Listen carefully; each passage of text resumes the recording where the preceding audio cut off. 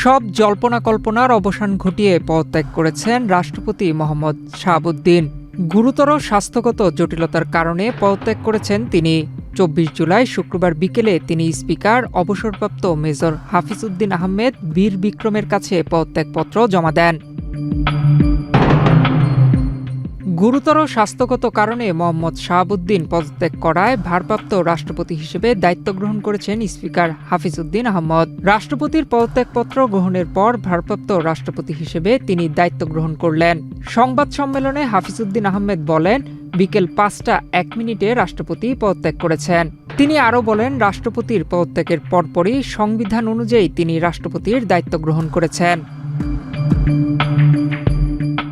আগামী ৯০ দিনের মধ্যে জাতীয় সংসদ একজন নতুন রাষ্ট্রপতি নির্বাচন করবে, এটাই সংবিধানের বিধান। তবে পরবর্তী রাষ্ট্রপতি কে হতে পারেন তা নিয়ে বিএনপির উচ্চ পর্যায়ে আলোচনা শুরু হয়।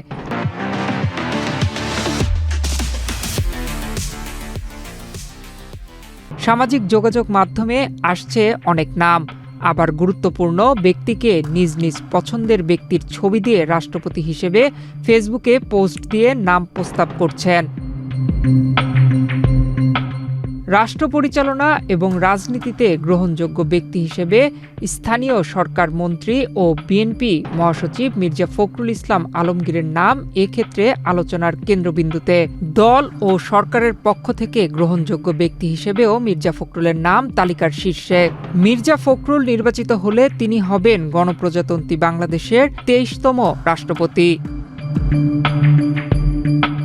মির্জা ফখরুল ছাড়াও দলের স্থায়ী কমিটির সদস্য doctor Khandaker Mosharraf Hossain MP, doctor Abdul Moyeen Khan MP ও নজরুল ইসলাম খানের নামও আলোচনায় রয়েছে। তাদের প্রত্যেকের দলের প্রতি আনুগত্য, দেশ ও দেশের মানুষের প্রতি কমিটমেন্ট রয়েছে।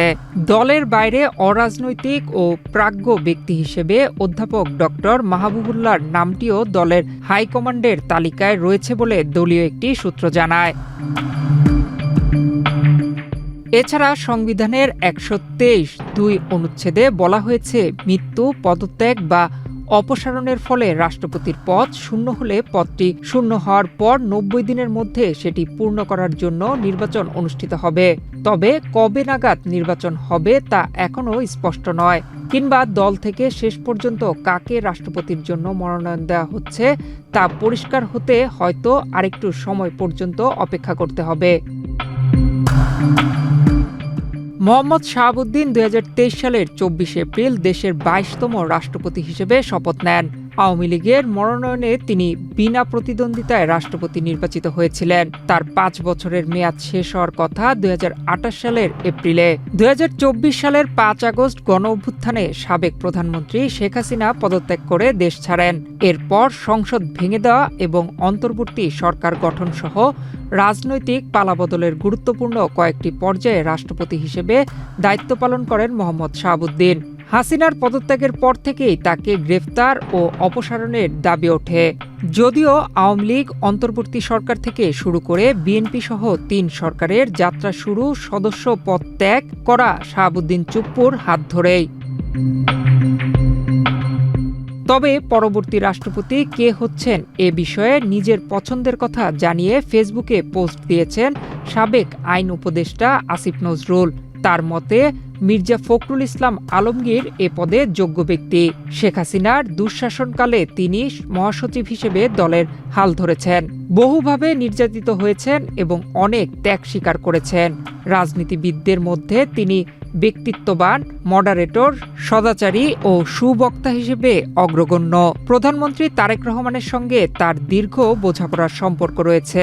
বেগম খালেদা জিয়ার কাছে তিনি ছিলেন সন্তানসম একজন। বিএনপিতে উপযুক্ত আরও কেউ আছেন, তবে তার মতে সব দিক বিবেচনায় মির্জা ফখরুল এগিয়ে থাকবেন।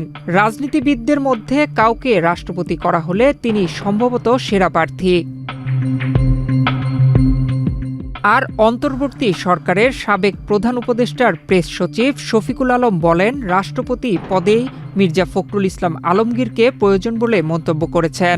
শুক্রবার ২৪ জুলাই নিজের ভেরিফাইড ফেসবুক আইডিতে দেওয়া এক স্ট্যাটাসে স্থানীয় সরকার মন্ত্রী ও বিএনপি মহাসচিব মির্জা ফখরুল ইসলাম আলমগীরকে নিয়ে তিনি এ মন্তব্য করেন। স্ট্যাটাসে তিনি লিখেন, মির্জা ফখরুল ইসলাম আলমগীরের মধ্যে এমন এক বিশেষ মাহাত্ম্য আছে যা বাংলাদেশের খুব কম রাজনীতিবিদদের মধ্যেই দেখা যায়। তিনি দায়িত্ব নিলে রাষ্ট্রপতি পদটি সত্যিই গৌরবান্বিত হতো। সত্যি বলতে মির্জা ফখরুলের এই পদের প্রয়োজন নেই। সম্মান পুনরুদ্ধারের জন্য রাষ্ট্রপতি পদেরই তাকে প্রয়োজন। তিনি আরও লিখেন, তাদের সময়ে তিনি এরই মধ্যে একজন সুপারস্টার, যিনি হাসিনার ১৬ বছরের ফ্যাসিবাদী শাসনামলে সম্ভবত সবচেয়ে উজ্জ্বল নক্ষত্র হিসেবে ছিলেন। তার মাহাত্ম্য এবং ইস্পাত কঠিন সংকল্পই তাদের অন্ধকার সময়ে পথ দেখিয়েছে। শেষে শফিকুল আলম লিখেন, মির্জা সাহেব গত ২০ বছর ধরে তার রাজনীতির একনিষ্ঠ ভক্ত। তিনি রাজনীতিকে একটি মর্যাদাপূর্ণ পেশায় পরিণত করেছেন মির্জা ফখরুল, একে অর্থবহ করে তুলেছেন। নয়ন বিশ্বাস, বাংলাদেশ প্রতিদিন।